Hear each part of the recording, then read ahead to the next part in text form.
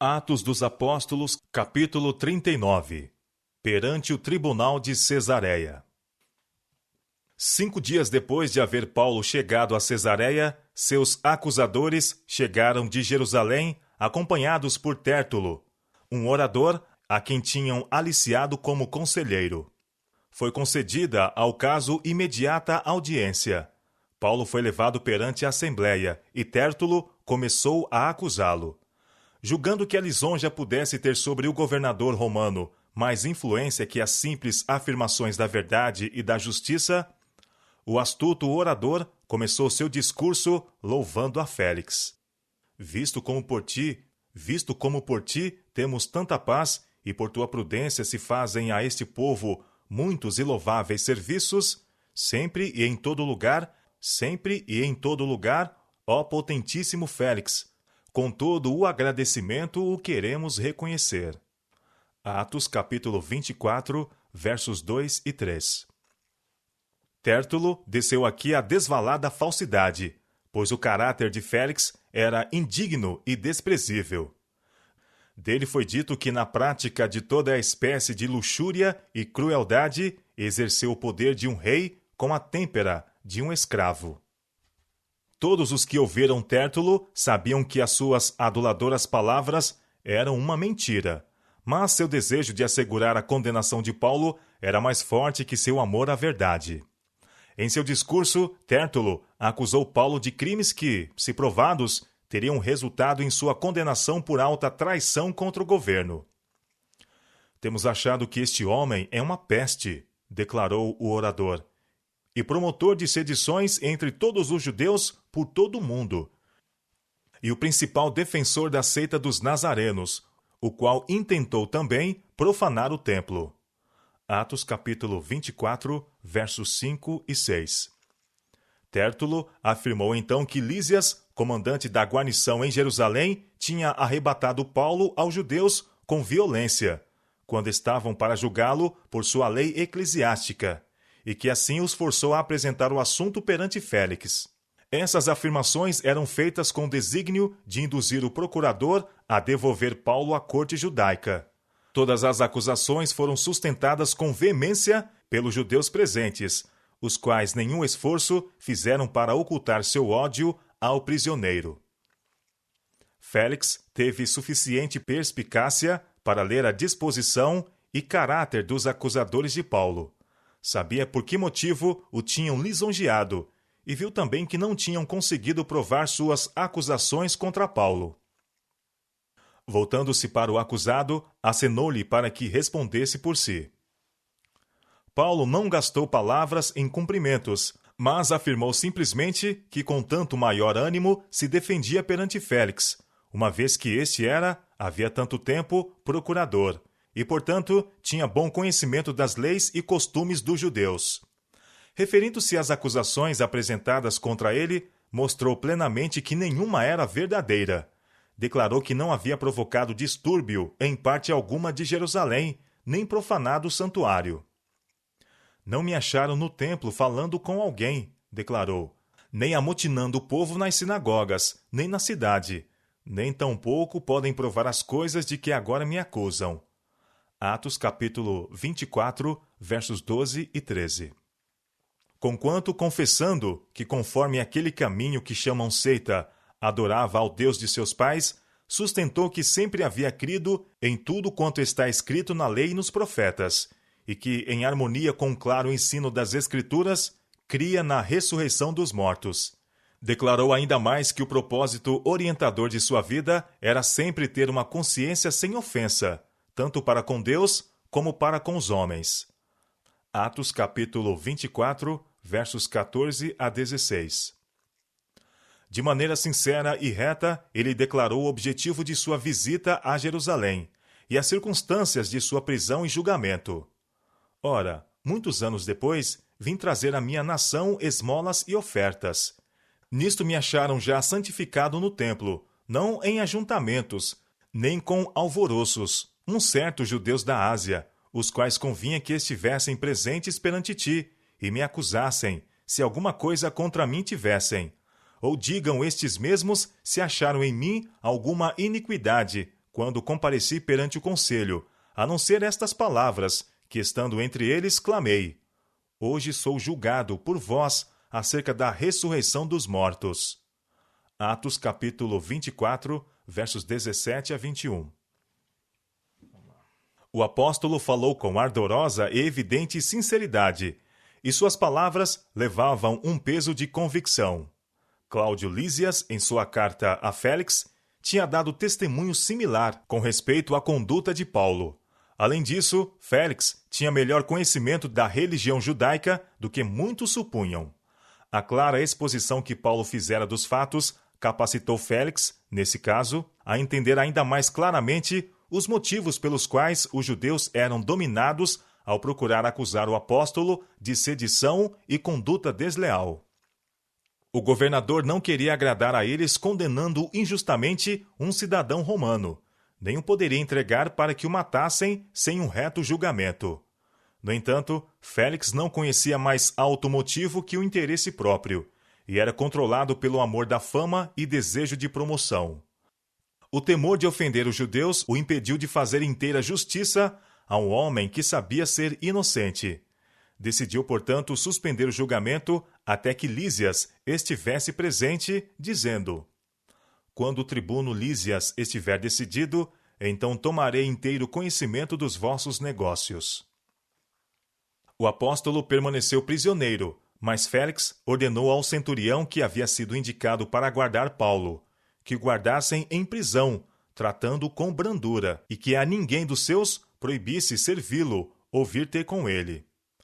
Atos capítulo 24, versos 22 e 23. Não foi muito depois disso que Félix e sua esposa, Drúzila, mandaram chamar Paulo para, em entrevista privada, poderem ouvi-lo acerca da fé em Cristo. Atos capítulo 24, verso 24. Eles estavam desejosos e mesmo ávidos de ouvir a respeito dessas novas verdades. Verdades que poderiam jamais ouvir de novo e que, se rejeitadas, dariam um pronto testemunho contra eles no dia de Deus. Paulo considerou essa oportunidade como provida por Deus e fielmente a aproveitou. Sabia achar-se na presença de um homem que tinha poder de o condenar à morte ou de o livrar. Contudo, não se dirigiu a Félix e Drúzila com palavras de elogio ou lisonjas. Sabia que suas palavras seriam para eles um cheiro de vida ou de morte, e, esquecendo-se toda consideração egoísta, procurou despertá-los para o senso de seu perigo. O apóstolo compreendia que o evangelho tinha uma reivindicação sobre quem quer que atentasse para suas palavras. Que um dia eles estariam ou entre os puros e santos, ao redor do grande trono branco, ou com aqueles a quem Cristo haveria de dizer: Apartai-vos de mim, vós que praticais a iniquidade. Mateus capítulo 7, verso 23. Ele sabia que teria de encontrar cada um de seus ouvintes diante do tribunal do céu, e que aí teria de prestar contas, não apenas de tudo o que havia dito e feito, mas do motivo e espírito de suas palavras e ações. Tão violenta e cruel havia sido a conduta de Félix, que poucos haviam, alguma vez, ousado dar-lhe a entender que seu caráter e conduta não estavam isentos de faltas. Paulo, porém, não tinha temor do homem. Expôs claramente sua fé em Cristo e as razões dessa fé, e foi assim levado a falar particularmente das virtudes essenciais do caráter cristão, de que o arrogante par diante dele era tão sensivelmente destituído. Ele exaltou perante Félix e Drúzila o caráter de Deus, sua retidão, justiça e equidade e a natureza de sua lei. Mostrou claramente que é o dever do homem levar uma vida de sobriedade e temperança, mantendo as paixões sob o controle da razão, em conformidade com a lei de Deus e preservando as faculdades físicas e mentais em condições sadias. Declarou que viria, seguramente, um dia de juízo, quando todos seriam recompensados de acordo com o que tivessem feito no corpo, e quando seria plenamente revelado que a riqueza, posição ou títulos são destituídos de poder para alcançar para o homem o favor de Deus ou para livrá-lo dos resultados do pecado. mostrou que essa vida é o tempo de preparo do homem para a vida futura. Negligenciassem eles os presentes privilégios e oportunidades e sofreriam eterna perda. Nenhuma nova oportunidade de graça lhes poderia ser dada. Paulo frisou especialmente os profundos reclamos da lei de Deus. Mostrou como ela alcança os íntimos segredos da natureza moral do homem, derramando um dilúvio de luz sobre aquilo que tem estado oculto à vista e ao conhecimento dos seres humanos. O que as mãos podem fazer, ou a língua proferir, isso que a vida exterior revela, mostra imperfeitamente, embora, o caráter moral do homem. A lei esquadrinha seus pensamentos, motivos e propósitos. As perigosas paixões que permanecem ocultas à vista dos homens, a inveja, o ódio, o sensualismo, a ambição, as propostas perversas nos profundos recessos do coração, ainda não executadas por falta de oportunidade, tudo isso a lei de Deus condena. Paulo procurou dirigir a mente de seus ouvintes para o grande sacrifício pelo pecado. Apontou aos sacrifícios que constituíam sombra dos bens futuros e apresentou então a Cristo como o antítipo de todas essas cerimônias. O objeto para o qual elas apontavam como a única fonte de vida e esperança para o homem caído. Santos homens do passado foram salvos pela fé no sangue de Cristo. Ao contemplarem as agonias de morte das vítimas sacrificais, olhavam através dos séculos para o Cordeiro de Deus que devia tirar o pecado do mundo. Deus, com justiça, reclama o amor e obediência de todas as suas criaturas. Deu-lhes em sua lei uma perfeita norma de retidão. Muitos, porém, se esquecem de seu Criador e escolhem seguir seus próprios caminhos em oposição à vontade de Deus. Pagam com inimizade o amor que é tão alto quanto o céu e tão amplo quanto o universo. Deus não pode baixar os reclamos de sua lei a fim de corresponder à norma de homens ímpios. Nem pode o homem, em sua própria capacidade, cumprir as exigências da lei. Só pela fé em Cristo pode o pecador ser purificado da culpa e capacitado a prestar obediência à lei de seu Criador. Assim, Paulo, o prisioneiro, apresentou as exigências da lei tanto para judeus como para gentios, e apresentou a Jesus, o desprezado Nazareno, como o Filho de Deus e Redentor do mundo.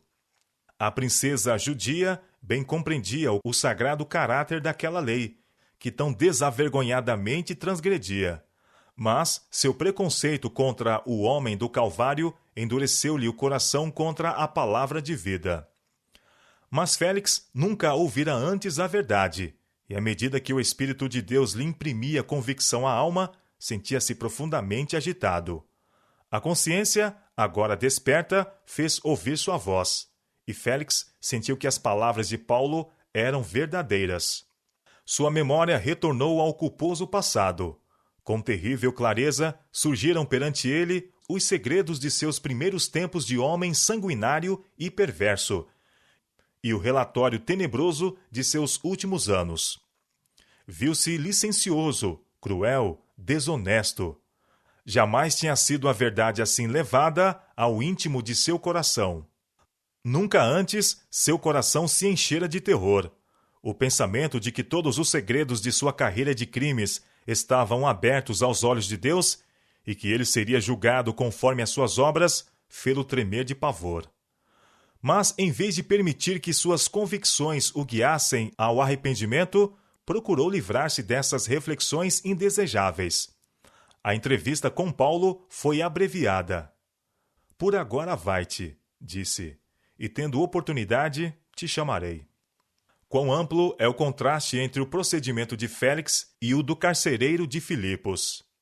Os servos do Senhor foram levados em cadeias ao carcereiro, como Paulo a Félix. A evidência que deram de estar sendo sustidos por um divino poder, seu regozijo sobre o sofrimento e desventura, seu destemor quando a terra vacilou com o terremoto e seu espírito de perdão, semelhante ao de Cristo, levaram a convicção ao coração do carcereiro, que tremente confessou seus pecados e encontrou perdão. Félix tremeu, mas não se arrependeu. O carcereiro, jubiloso, abriu ao Espírito de Deus o coração e o lar. Félix ordenou que o mensageiro divino se retirasse. Um escolheu tornar-se filho de Deus e herdeiro do céu. O outro preferiu os que praticavam a iniquidade. Durante 2 anos, nenhuma outra atitude foi tomada contra Paulo, embora permanecesse prisioneiro. Félix visitou várias vezes e ouviu-lhe atentamente as palavras. Mas o motivo real dessa aparente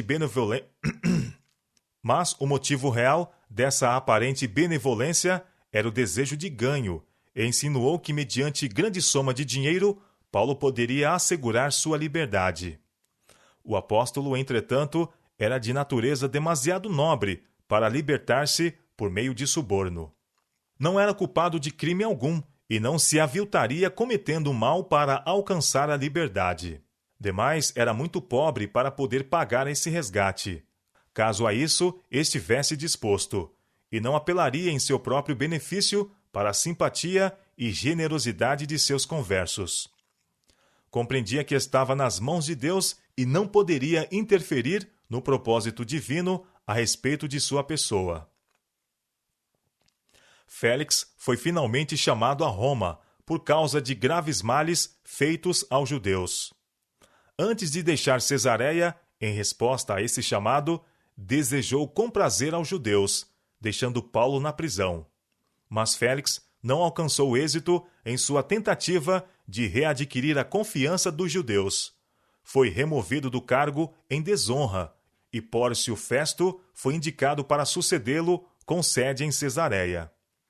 Havia sido permitido que um raio de luz do céu brilhasse sobre Félix, quando Paulo arrazoou com ele a respeito da justiça, temperança e juízo vindouro.